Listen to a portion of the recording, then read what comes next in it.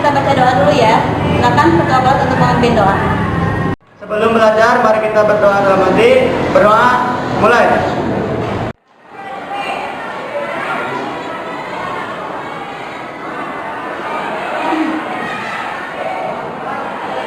Selesai. Beri salam. Assalamualaikum warahmatullahi wabarakatuh. Ya, Ibu akan mengecek kehadiran kalian. Yang pertama Ahmad Roja, Hadir. Aila Tifa, hadir. Alfiana Devi, hadir. Dea Trisha, hadir. Lida Akidah. Tujuan pembelajaran untuk hari ini yaitu menerapkan keterampilan berkomunikasi secara tertulis. Minggu kemarin kita sudah mempelajari tentang komunikasi kan, ya. Komunikasi itu ada dua, komunikasi lisan dan tertulis, ya. Sekarang coba sebutkan apa saja yang merupakan komunikasi lisan. Saya Bu. Komunikasi lisan yaitu komunikasi yang terdiri dari dua bagian, yaitu ada komunikasi lisan secara langsung dan juga ada komunikasi lisan secara tidak langsung.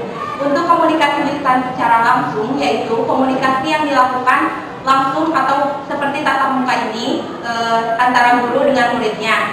Dan untuk komunikasi yang dilakukan secara tidak langsung yaitu komunikasi yang dilakukan melalui pesawat telepon contohnya. Terima kasih. Benar Arven? Jadi komunikasi lisan itu terdiri dua bagian ya. Ada komunikasi lisan secara langsung dan komunikasi lisan secara tidak langsung. Kalau komunikasi lisan secara langsung itu komunikasi yang secara langsung bertatap muka atau tidak ada peralatan yang digunakan. Sedangkan komunikasi lisan secara tidak langsung yaitu dengan menggunakan peralatan karena adanya jarak ya. Contohnya kita bertelepon. Jadi materi hari ini Ibu akan menjelaskan tentang komunikasi tertulis dalam bentuk surat. Nah sekarang siapa yang bisa menjelaskan apa itu pengertian surat? Saya Bu. Surat adalah sarana untuk menyampaikan informasi secara tertulis dari satu pihak ke pihak lain. Terima kasih. Ya, tadi benar ya Gina. Jadi surat merupakan sarana komunikasi yang digunakan untuk menyampaikan informasi tertulis dari satu pihak ke pihak lain. Nah sekarang apa yang kalian tahu tentang fungsi surat? Ya, coba kamu kira. Menurut saya, fungsi surat adalah alat untuk menyampaikan informasi. Terima kasih. Ya, oke kalian. Menurut saya, fungsi surat yaitu sebagai arsip. Terima kasih. Yang terakhir, silakan Ismi. Menurut saya, fungsi surat sebagai pedoman dalam melaksanakan tugas atau pekerjaan. Terima kasih. Jadi ada beberapa fungsi surat. Yang pertama, surat itu merupakan alat untuk menyampaikan pemberitahuan, permintaan atau permohonan, buah pikiran atau gagasan. Yang kedua, alat bukti tertulis, misalnya surat jual beli, ya. Terus yang ketiga, alat untuk mengingat, misalnya surat yang diarsipkan. Yang keempat, bukti historis, misalnya surat-surat bersejarah. Dan yang kelima, pedoman kerja, yaitu surat keputusan dan surat perintah. Selanjutnya ini ada pengelompokan surat. Yang pertama surat pribadi ya. Surat pribadi itu merupakan surat yang ditulis seseorang ya, yang isinya berkaitan dengan kepentingan pribadi. Misalnya antara surat teman ya untuk temannya atau yang jaraknya jauh. Terus surat dinas, surat yang berkaitan dengan kepentingan tugas dan kegiatan dinas instansi ya. Yang selanjutnya surat bisnis, surat yang digunakan orang atau badan yang menyelenggarakan kegiatan usaha untuk pengelompokan surat. Ya. Contohnya ini contoh untuk surat pribadi. Ya, ini untuk sahabat, terus contoh surat. Nah, ini untuk surat dinas. Ya, selanjutnya surat bisnis. Ya. Nah ini ada bagian-bagian surat.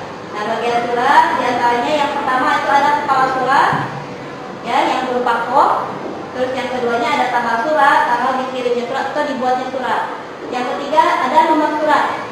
Ya, yang keempat ada lampiran, misalnya itu terlampir berapa lembar.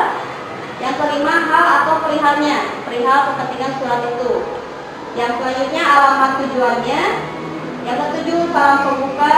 Yang kedelapan isi suratnya. Ya. 9 salam penutup. Dan yang 10 nama, jabatan, dan tanda tangan. Nah yang 11 tembusan jika surat itu penting ya, atau misalkan perlu orang tahu. Nah untuk selanjutnya ini ada bentuk-bentuk surat ya. Bentuk-bentuk surat ini ada yang pertama bentuk lurus penuh atau full box style. Yang keduanya bentuk lurus box style ya. Yang ketiganya bentuk setengah lurus semi box style.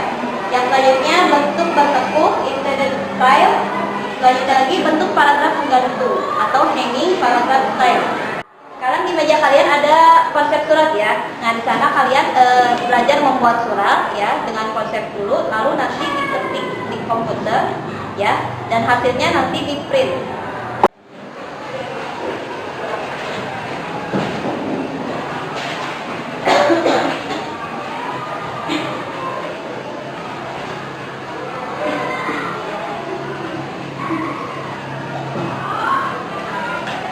Ya, untuk saat ini kita mempraktikkan cara membuat surat balasan ya.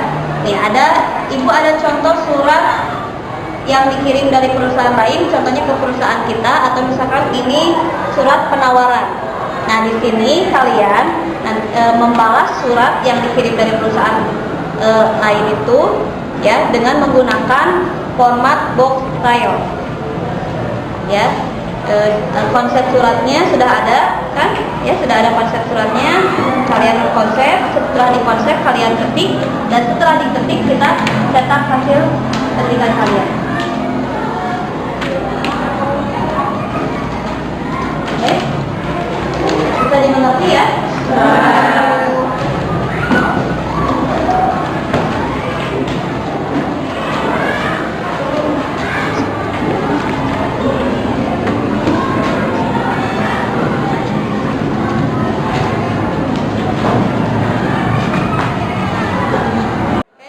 Sudah beres? Sudah? Bu, udah beres. Ya, silakan Dewi cetak sendiri ya.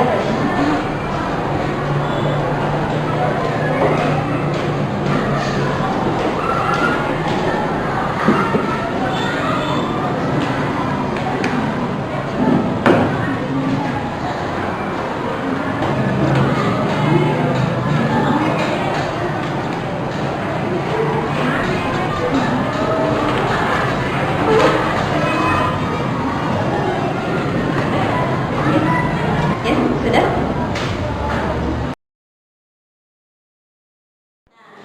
Sekarang kalian sudah paham kan apa materi yang tadi Ibu sampaikan? Kalau begitu, Ibu bangga sekali karena kalian sudah paham tentang materi yang tadi disampaikan. Bahkan kalian sudah mempraktekkan langsung dan mencetak hasil yang kalian praktekkan tadi.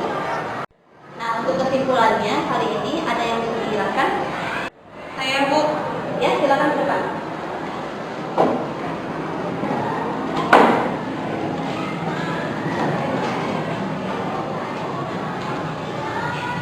Ya, kesimpulannya coba ya, coba silakan.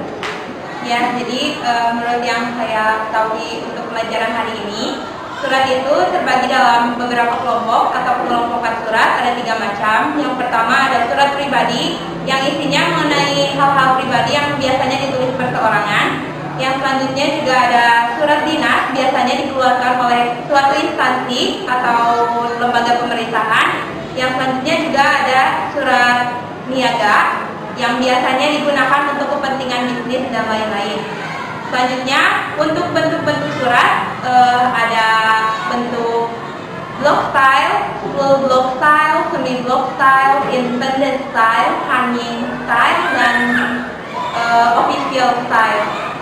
Untuk lipatannya juga lipatan surat ada standard fold, accordion fold, dan lain-lain. Ada yang bisa menjelaskan lagi? Ada yang bisa yang menambahkan?